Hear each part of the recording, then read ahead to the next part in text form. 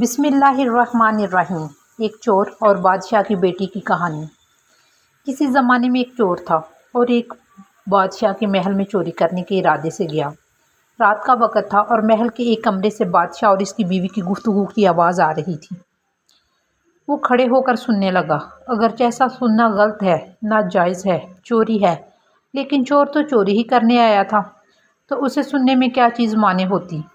آخر وہ چور ہی تو تھا۔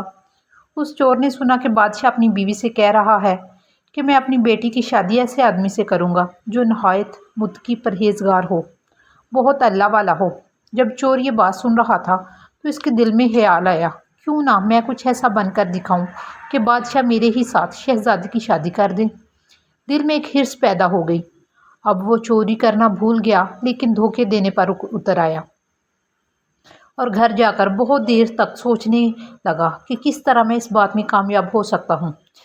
پھر ایک تدبیر اس کی سمجھ میں آئی کہ بادشاہ کے محل کے قریب ایک مسجد ہے، اس میں جا کر بزرگانہ لباس پہن کر اور اس کی وضاحت اختیار کر کے وہاں دن رات عبادت میں مشغول ہو کر بیٹھ جاؤں تو شاید یہ بات بادشاہ تک ضرور پہنچے گی کہ کوئی آدمی یہاں ایسا متقی پرہیزگار ہے جو دن رات اللہ کی عبادت میں مصروف ہے، تو ہو سکتا ہے کہ بادشاہ کی نظر میرے اوپر پڑ جائے اور میں شہزادی سے شادی کے لیے چن لیا جاؤں۔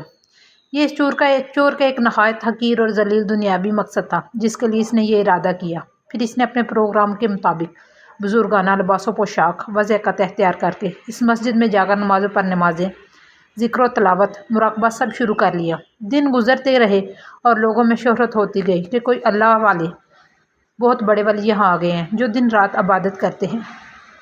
یہاں تک کہ یہ بات بادشاہ تک پہنچ گئی، یہاں کوئی اللہ والے آ کر بیٹھتے ہیں جو ان جوان زہد و عبادت میں لاجواب، تقوی طہارت میں بے نظیر۔ جب بادشاہ کو یہ بات معلوم ہوئی تو انہوں نے اپنے ارادے کے مطابق غور و فکر شروع کر دیا کہ شہزادی کے متعلق جو سوچا تھا اس کے لیے اسی کا انتخاب کیوں نہ کر لیا جائے۔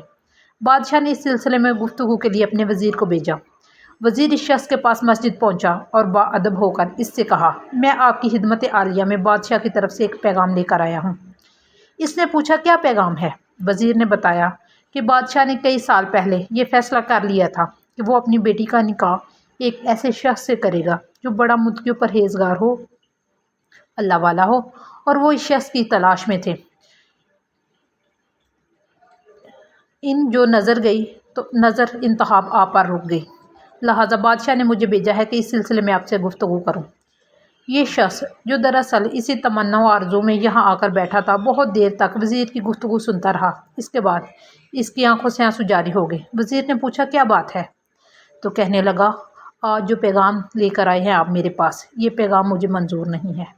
وزیر نے کہا، کیوں منظور نہیں؟ اس شخص نے کہا، دیکھیے، میں صاف صاف آپ کو بتاتا ہوں کہ میں اصل میں ایک چور تھا اور ایک مرتبہ بادشاہ کے محل میں چوری کے ارادے سے گیا تھا۔